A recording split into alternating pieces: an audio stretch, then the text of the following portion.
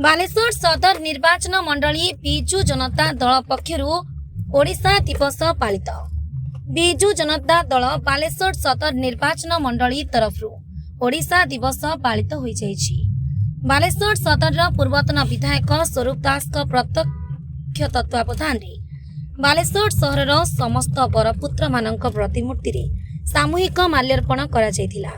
एही कार्यक्रम रे पूर्वतन विधायक जीवन प्रदीप दास, वरिष्ठ नेता रंजन बाग, जिला परिषद पूर्वतन सभापति गिरीश चंद्र दास, भाइस चेयरमैन कैलाश चंद्र सेठी, टाउन सभापति मनोज राउत, बिजु युव जनता दलर राज्य साधारण संपादक धीरेन नायक, काउंसिलर शेख आयुब, मीता पटनायक, संध्या राणी जेना, कविता मुर्मू, मीना महांती, मिराज बानो, ऋतिक जी, पूर्वतन काउंसिलर संजय बेहरा, शेख आलम, देवाशीष दास, सुबोध महांती, अशोक आढ़िया, विभुदत्त परिडा, पूर्वतन काउंसिलर अब्दुल साकिर खान, रमेश माझी, शेख अंसर, उमाशंकर तियाड़ी, भरत भूषण दास, नलिनीकांत दास, जगन्नाथ महारणा, कौशिक पंडा, सुनिया मुर्मू, हरस खंडेलवाल, हरेकृष्ण प्रधान प्रमुख उपस्थित रहिथिले। एही अवसर रे जातिर पिता महात्मा गांधी प्रतिमूर्ति, ओडिशार बरपुत्र तथा पूर्वतन मुख्यमंत्री स्वर्गत बिजु पट्टनायक प्रतिमूर्ति एवं अन्य बरपुत्र मानक प्रतिमूर्ति सहित उत्कलमणि गोपबंधु दास, उत्कल गौरव मधुसूदन दास, व्यास कवि फकीरमोहन सेनापति, कविवर राधानाथ राय, Netaji Subhash Chandra Bose, Bharat Ratna doctor APJ Abdul Kalam, doctor B R Ambedkar, महाराज वैकुंठनाथ देवଙ୍କ प्रतिमूर्ति रे माल्यार्पण सहित श्रद्धांजलि अर्पण करागला। भाषा भित्ति रे स्वतंत्र प्रदेश गठन पई आमर बरपुत्र मानक अवदान चिर स्मरणीय बोली पूर्वतन विधायक स्वरूप दास मत व्यक्त करथिले। आज प्रत्येक ओडियांक पई गोटे अत्यंत गर्वर दिन। आजिका दिन में 36 मसीह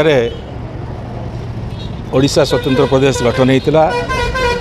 एवं बहु महापुरुष माने तांकर घर द्वार छाड़ी तांकर ए ओडिया जाति को स्वतंत्रता रक्षा करने ओडिया जाति को स्वतंत्र मान्यता देवाई से मैंने अहर संग्राम करते। भितर आम तो आप जानते बालेश्वर फकीरमोहन सेनापति ना अच्छी से मधुबाबू हूँ, गपू हूँ कि बिजुबाबू हूँ, समस्ते तांकर जो अवदान पड़े आज आम ओडिया निजको ओडिया बोली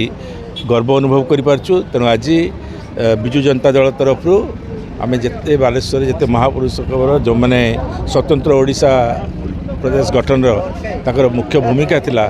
तांकर प्रतिमूर्ति माल्यार्पण अर्पण करी तांकर आत्मा पाखरे आमर श्रद्धांजलि अर्पण करूँ। आज 90तम ओडिशा दिवस अवसर में समस्त ओडिया को मोर हार्दिक शुभेच्छा शुभकामना जनाऊँगी। आज बिजु जनता दल तरफ बालेश्वर में समस्त महापुरुषों प्रतिमूर्ति माल्यार्पण कार्यक्रम चलती। ओडिशा प्रदेश गठन जो महापुरुष मान बड़ अवदान थिला आज आम मन पकाऊँ एवं से ओडिशा को जो दिगरे देखा चाहूले निश्चित भाव से दिगरे आज युवपीढ़ी सक्रिय होती। मैं आशा करी आम पूर्वतन मुख्यमंत्री नवीन पट्टनायक महोदय नेतृत्व में युवपीढ़ी को जो आह्वान दिया 2036 मसीह 100 वर्ष उत्कल प्रदेश गठन 100 वर्ष पूर्ति पालन पर नवीन जो रूपरेखा रोडमैप तैयारी करते निश्चित भाव में युवपीढ़ी आज से रोडमैप आधार में ओडिशा को समृद्ध कर। आज आम बालेश्वर सहर आम सब नेतृवृंद बिजु जनता दल तरफ आमर उत्कल दिवस उपलक्षे आमर गोपबंधु जो महापुरुष अच्छा महात्मा गांधी अच्छा अब्दुल कलाम अच्छा आमर ओडिशार बिजुबाबू जे कि महापुरुष बिजुबाबू तांकर सब महापुरुषों बेकर पुष्पमाल्य दे आम नेतृवृंद आम पूर्वतन विधायक स्वरूप कुमार दास, जीवन प्रदीप कुमार दास, आमर काउंसिलर भाई भौणी मैंने आम नेतृवृंद समस्त युव छात्र महिला समस्ते आसी आज उत्कल दिवस को महापुरुष मान मन पकई स्लोगान दे आज उत्कल दिवस को पालन कर।